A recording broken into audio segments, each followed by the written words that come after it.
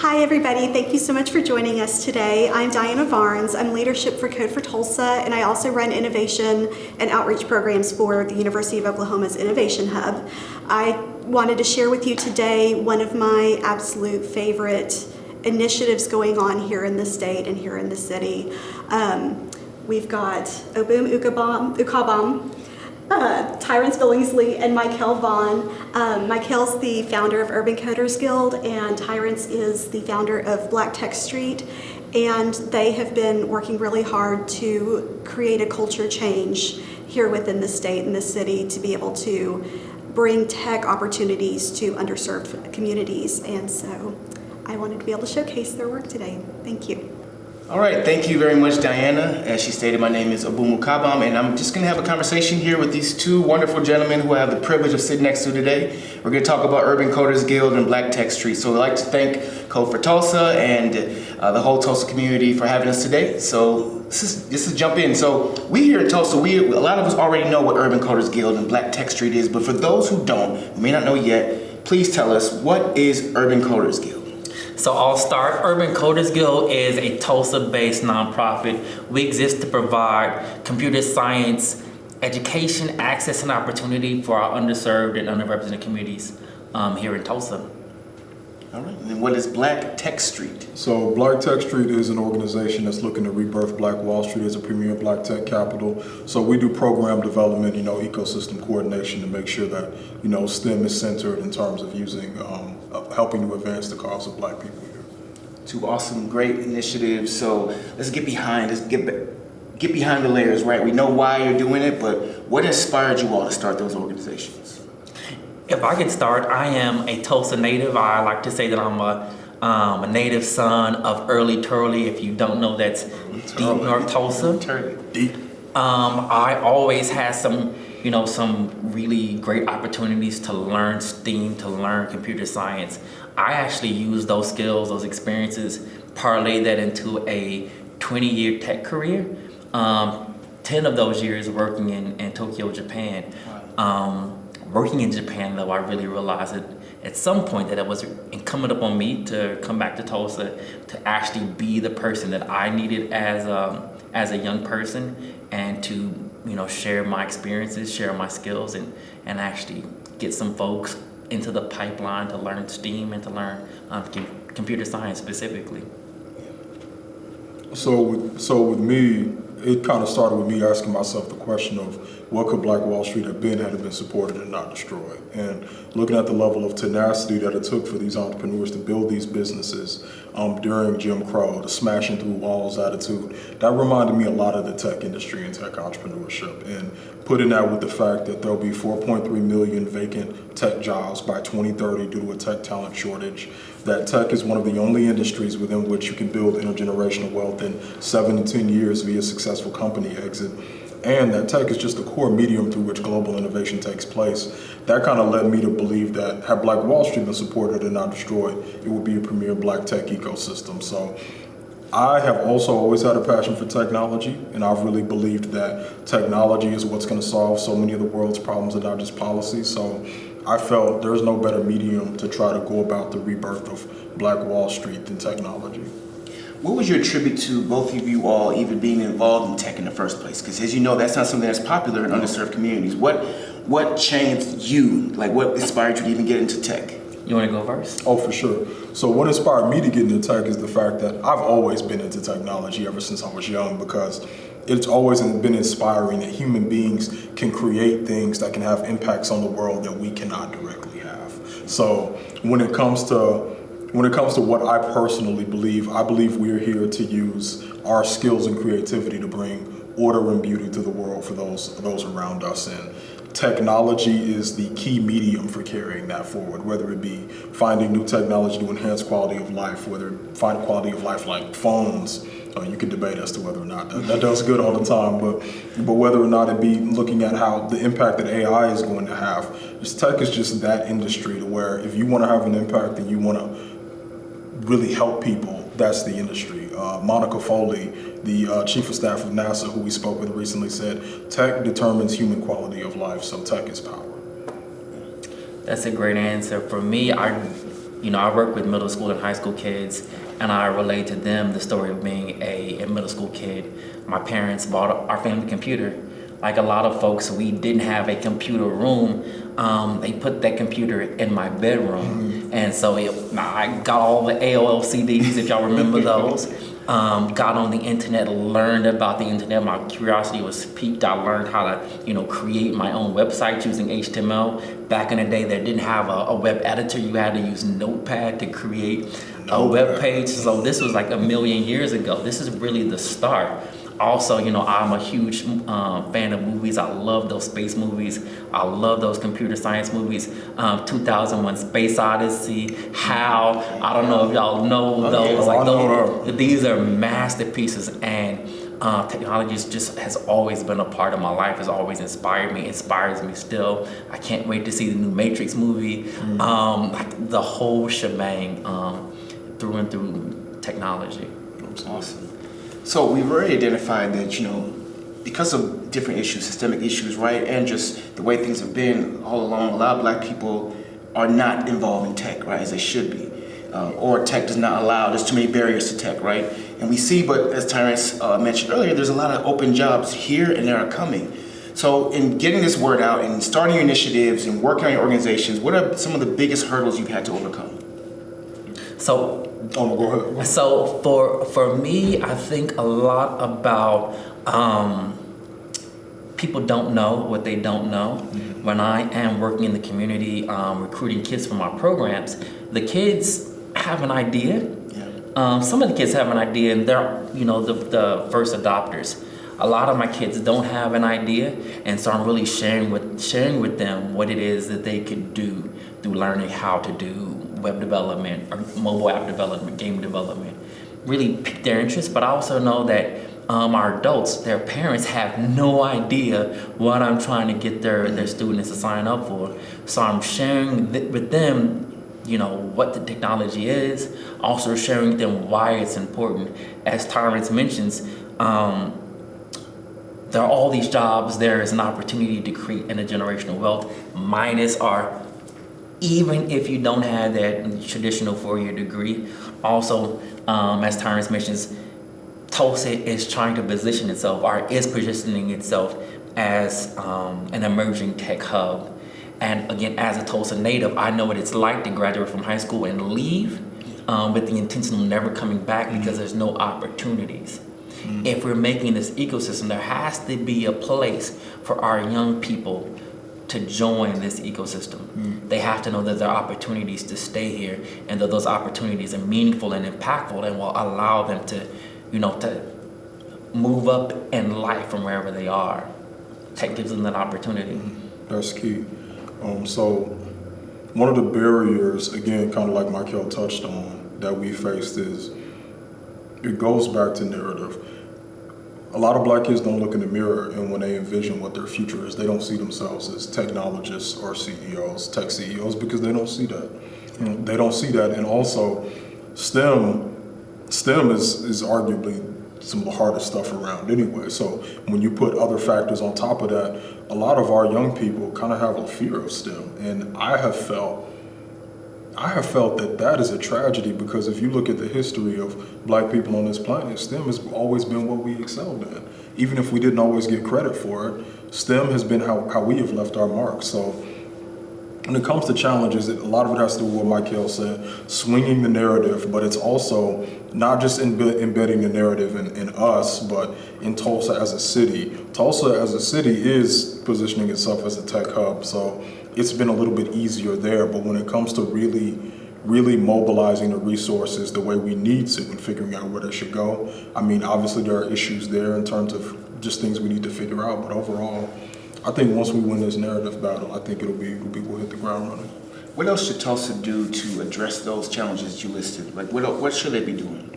And Michael, you said that Tulsa is primed to be one of the next big tech hubs, right? That's what they're trying to do. So what do they need to do to address these challenges now? For me, there is definitely an intentionality around investment, real investment in our young people and in our communities. that's going to help us change that narrative, that's going to help us provide those resources early. Yeah. I work with middle school and high school kids. My kids are old by any other measure. We need to start them young. Like if they can hold their heads up, they should be learning something around STEAM. So I'm talking about babies. We need to have those kind of investments starting there. We need to have these kinds of conversations around the narrative of STEAM. We talk a lot about George Washington Carver, like this is STEAM. Right. We talk about Garrett Morgan and the first signal, the light signal, or the guy who created the filament for the light bulb. Exactly. Like these are STEAM. These are part of our story. Absolutely. And so telling the story, of course the investment, but also telling the story and making sure that our students have these opportunities. When they leave us post-secondary, an internship, a paid apprenticeship, some opportunities to go to college and support to get there, also some support to stay there and to finish, and then of course an opportunity for them to enter the workplace and support in the workplace, because there's too many times that we get these great jobs and don't have support in those jobs. Yeah. And then we have to find something else. We have to muddle our way through. I think Michael hit on most of the points. I would say, hitting on the intentionality of the investment point, having studied this city and looked at a lot of where its money goes, there has been a lot of recent investment in black tech, but there still has not been as much as there have been in other places. So I mean, I think that our city in and of itself needs to buy into this narrative. And once we do that, and once we figure out where sending the money is maximizing impact, I think we can see some of the same growth in the black tech sector as we have in the tech sector in general. Awesome. So it looks like, the city has a lot to do to hold up to its word, but to do that we needs real collaboration and partnerships. So talk to me about some of the partnerships you've already started, and what does real collaboration look like in this pipeline for you, for both of them? Go ahead. So I'll start. This is really an all hands in body of work.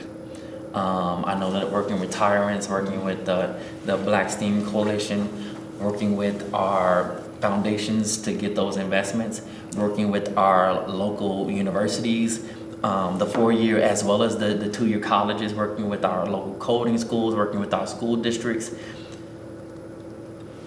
I say all the time that if they can hold their heads up, if they're babies, if they can move their own fingers, then we need to be doing that. I work with middle school and high school kids. There are some great organizations. The Tulsa Dream Center, for one, works with those younger folks.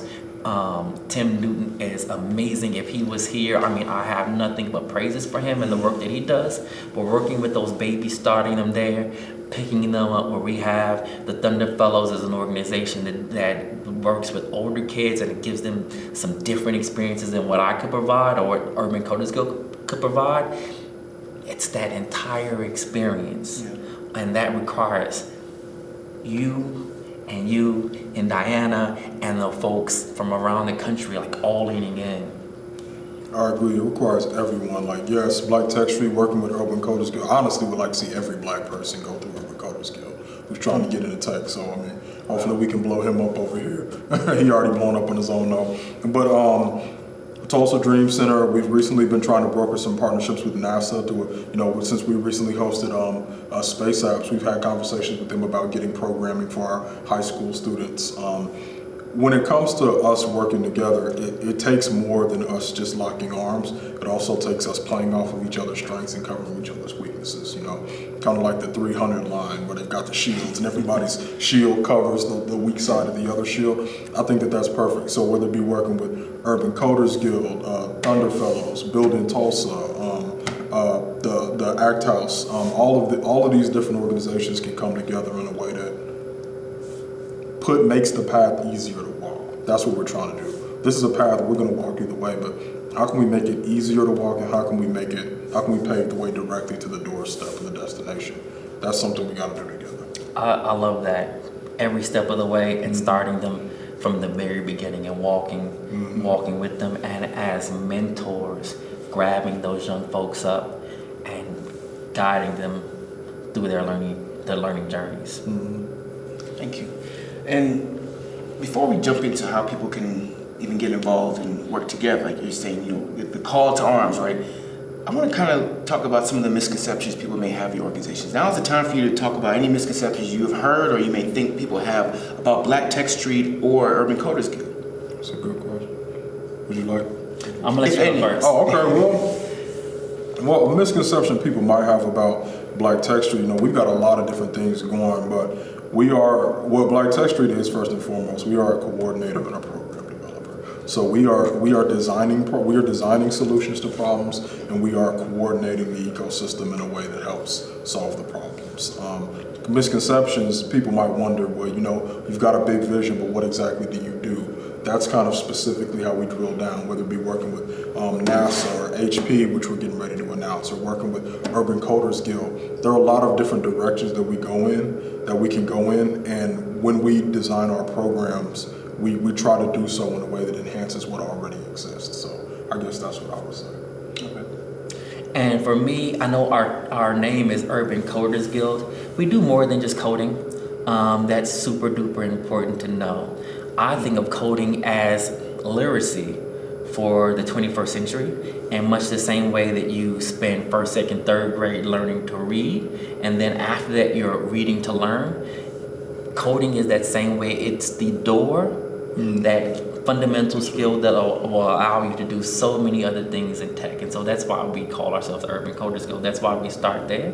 Ultimately, we want our students to have multiple pathways. One of the things I tell my students very early, some of you are definitely going to be coders, those software engineers, those software developers. Also, some of them, they have the gift of gab. They're going to be our marketers. We have some folks who can kill social media. Those are going to be our marketers. There are some folks who have a brilliant idea, like I have an air mattress in a spare room. I am going to start, a $1 billion company, Airbnb. They're going to be our entrepreneurs. Our kiddos need to have that language, that literacy, and then they can find their own spot. Absolutely. Great. So I'm watching this, or I'm here in Tulsa, or maybe I could be in Idaho right now, but I'm watching this, I'm on my computer. How do I help? How do I volunteer from my computer or in person with both the organizations? What can I do to help? From home or in person? Well, for Black Tech Street, one way to help always is circulating the narrative. We've got some content that's going to be coming out that's kind of meant to inspire, circulating the narrative. And also, one of the things that every organization really needs is we're always trying to connect to see how we can enhance our mission. You never know who's connected to who. Yeah. And so always come to whether it be myself or Michael or whoever and say, we know what your body of work is. I know these people who you might be able to partner with to enhance that body of work. That's probably the best and honestly probably the lowest lifts that I could ask for. Be on the lookout for how you can enhance the work we're doing, whether it be through a partnership or an introduction, and do that please. Absolutely, I love that. Urban Coders Guild is a nonprofit, so like any nonprofit, a financial investment is very important. That's our, we need money to support our programs. These programs are completely free for our kids, and the majority of our kids are on free and reduced lunch. So we're talking about poverty at that point. We need to provide access, and so that's a financial investment. Also, we need resources beyond that. These introductions. We also need mentors, and this is really important. A lot of our children have never seen themselves, like you said earlier, they've never seen themselves working in tech. And so having folks who can serve as beacons, who can serve as mentors, and even if you can't, get involved as a mentor, just serving as a beacon, making yourself known, hey, I'm an IT project manager, or I am a social media manager. Mm-hmm. Being those beacons, our kids can start to imagine something beyond what's in their immediate sphere is super duper important.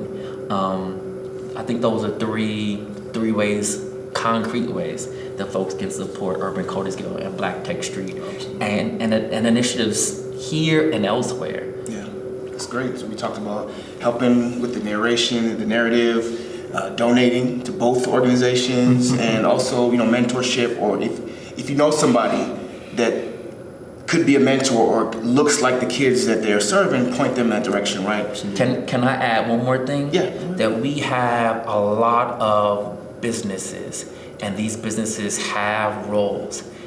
I lived in Japan for a long time. I know a different kind of business model. America, as a country, as a corporate entity, we don't do a great job of internships, apprenticeships. Urban Coders Guild has that guild model where someone becomes an apprentice, they learn, they teach, they learn, they teach. We need our corporate community to lean in to make those investments in internships, which are fine, but also apprenticeships, paid apprenticeships, because we're talking about poverty, we're talking about lifting our young people out of one economic situation, out of one economic trajectory and onto another. So paid apprenticeships, that on-the-job training. I know what it's like to be a young man, 22 years old, and being asked for 10 years of work experience. Right. That's almost impossible unless you do Urban Coders Guild and then you start at 12. But really, opening our doors and opening our minds to internships, apprenticeships, and in general, on-the-job training. Yeah. And one last piece, understanding more and more folks are doing this, but really understanding that there are multiple ways to get there. Not everybody wants to make $100,000 investment in a 4-year education.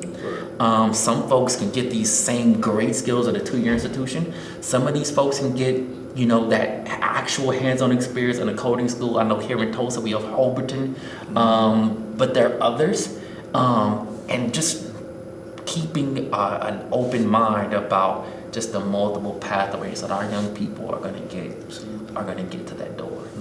Absolutely. So you talked about solutions. It seems like your organizations are not here to just have some theories that may have impact over the years in the next 100 years, right? You all are talking about things that can impact people's lives right now. Absolutely. And I also noticed your program, the stuff that you do, like Michael, even with your students, like they're often looking at ways that can help change things now, like finding solutions now, and a tolerance and things that you're partnered with.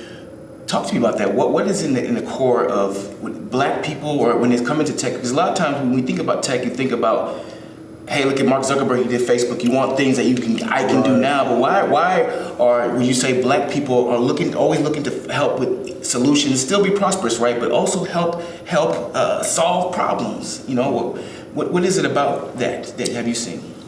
Tyron said it earlier, and I'm just going to paraphrase it. It's what I say is tech for good. Mm-hmm. Tech allows us to be creative with our solutions. Mm-hmm. So one of the things that we focus on is problem solving. Yeah.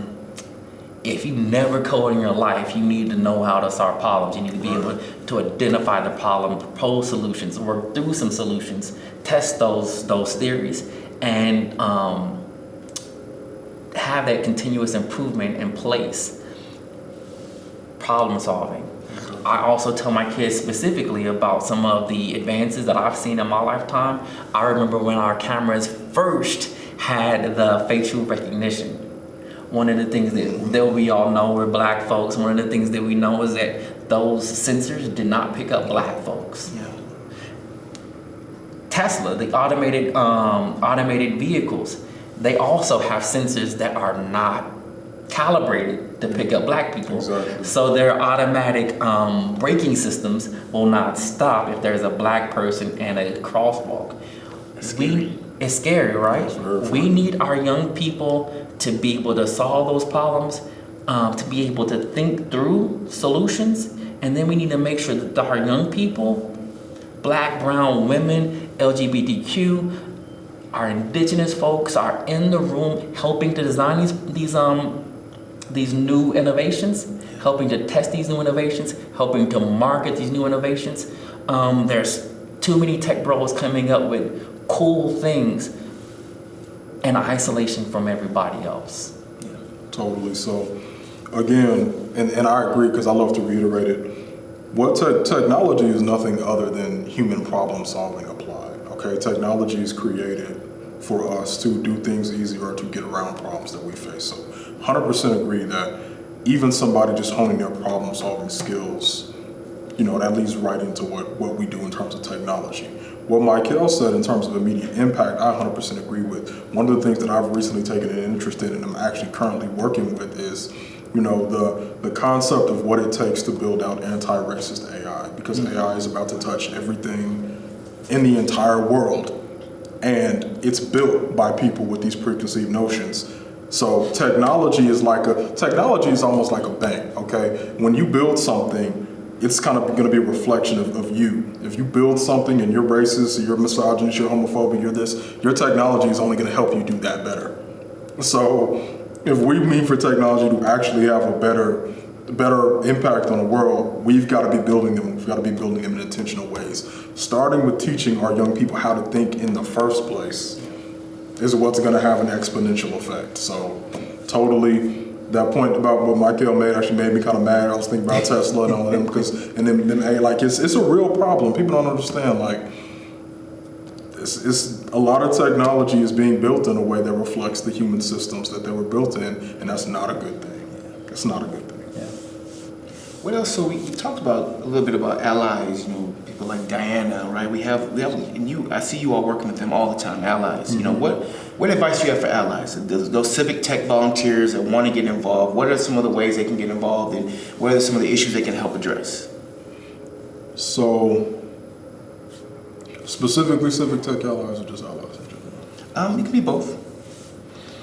So allies in general, when it comes to any type of work, when we talk about allies, obviously we want them to be intentional with how they engage, but part of why allies are so crucial is because the way society is set up, sometimes they can be in spaces that are harder for us to get in at certain points in time. So when they're operating in those spaces, to use the framework that we talked about, whether it be, let's say it's rooms about investment in tech here in Tulsa, while they're operating in those spaces, it's important that they understand what our goals are and that they can communicate them in a way that, not saying just necessarily speak on behalf of us, but that they can communicate them in a way that is supportive of what the ultimate goal is, rather than shrinking away from them in certain rooms, but simply talking to us about it when we get there face to face. That's what I tell any ally, but that specifically applies here. When it comes to civic tech specifically, it's kind of near and dear to my heart, because my first company was technically GovTech, but it was kind of civic tech. Again, technology being used as a medium to better people's lives. Civic tech is one of those things where you can directly see that impact, because if you can create a civic tech company that makes it easier for citizens to engage with their local municipality, that's not just something that's cool, that's a need. So, I would invite anybody who's specific in civic tech to come to the table with the Black Tech Street Urban Coders Guild and maybe see about how we could immediately apply a solution to solve a problem in the Black community. Since you're talking about immediate intangible impact that's not long term, civic tech companies are one of the companies that you can see that immediate effect from a lot of times. I love what you said. Definitely having allies that can go into spaces that Tyrants and I, Obum, you and I might not be able to go into, where we might not be invited. When I think about our allies, I imagine holding a seat and opening a door so that we are in the room. An ally for me is someone who looks in the room and says, they need to be here. Someone needs to be here. And not necessarily having their voice as the representative for all Black people. Right. I'm not even all Black people. No. So the idea of being an ally, pulling people in, not necessarily doing it, through your personal lens or your ego. I don't have to have my name on everything. I don't have to be, the ally that everyone sees. I'm actually pulling people in. I'm holding space. I'm opening doors. I'm pulling up chairs, reminding folks, hey, Tyrants, we didn't even invite this person. X, Y, and Z, they're not in the room. Exactly. And so when I think about allies, I appreciate all of our allies. We have some amazing allies here. That's one of the things that I would want to just remind all our allies. Pull up a chair to the table.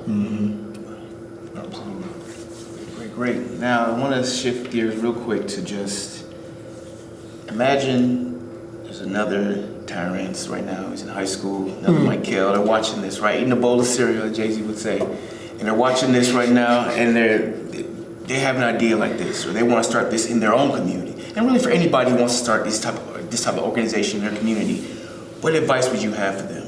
What would you tell them, knowing what you know now? What would you tell them? Technical or personal?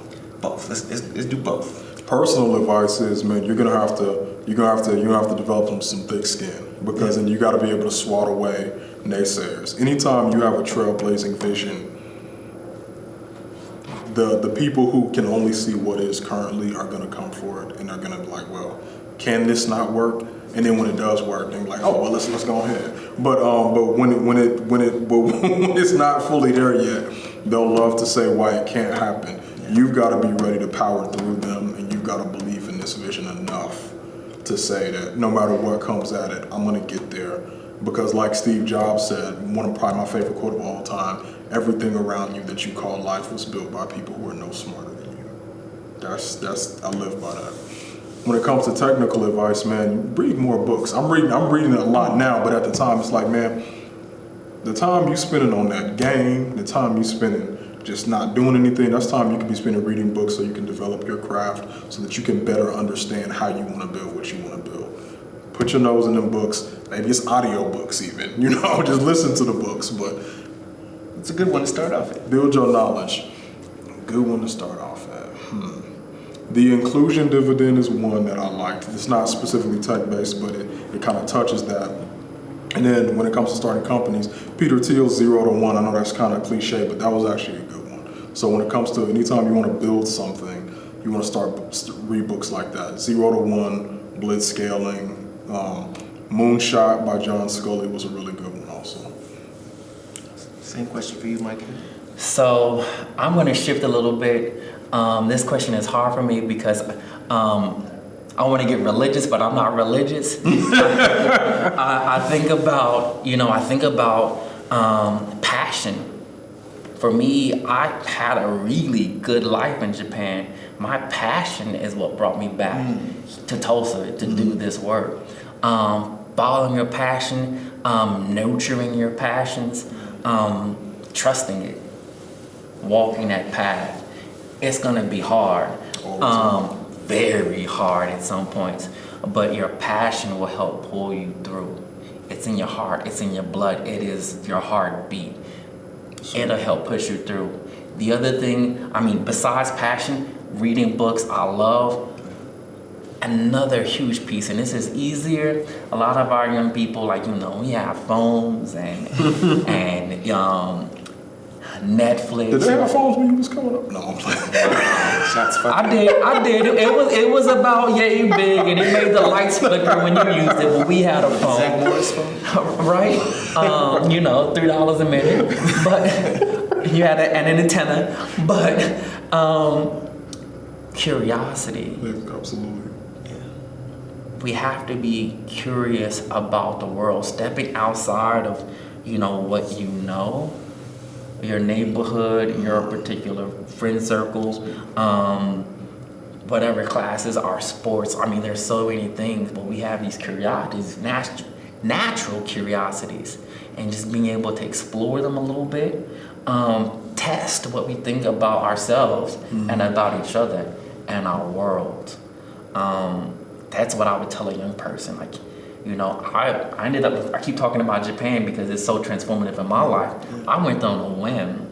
I didn't have a plan. I didn't, spend years studying Japanese. I didn't even know the language, but I went there because I had a curiosity, and I followed that wherever. I just followed that curiosity. I would tell folks, you don't necessarily have to move to Japan, but Sounds fun. it is. But I would tell young folks to be curious about the world, to ask those questions, to challenge their notions, their preconceived notions, even notions that they were, handed, they've been passed down. This is talk about intergenerational curses and intergenerational wealth. This is how we push that by asking those questions, testing those theories. This is exactly what the scientific method is. Exactly. A theory, testing it. It's all great. So final thing, if we can, for the Code for Tulsa crowd, can we get an exclusive for them? You all are always working on great projects, and I'm around you gentlemen a lot, so I hear about some things on the horizon I know I can't talk about, or you may not be able to talk about. But what's one thing, and you mentioned some things today, but what is one project or something you can tease out that's coming from both your organizations that we can have a specific exclusive today for our viewers? Sure. So Black Tech Street has been working with HP for a while, and they're going to do a multitude of things. But the first thing is they typically have this program called the HP Teaching Fellows, where they make 20 seats available nationwide. Last year they had 700 people apply for those 20 seats. Wow. For teachers to learn how to better teach STEM and be connected to national networks. HP is going to make 20 to 25 all of those seats available to North Tulsa teachers in partnership with Black Tech Street. So again, haven't fully announced that yet. We're still, but yeah, that's pending, and that's not the crescendo. That's the peak in the door. There's a lot more to come. That's what I do for everyone. That's great. Congratulations on that. And that's amazing. That's going to be.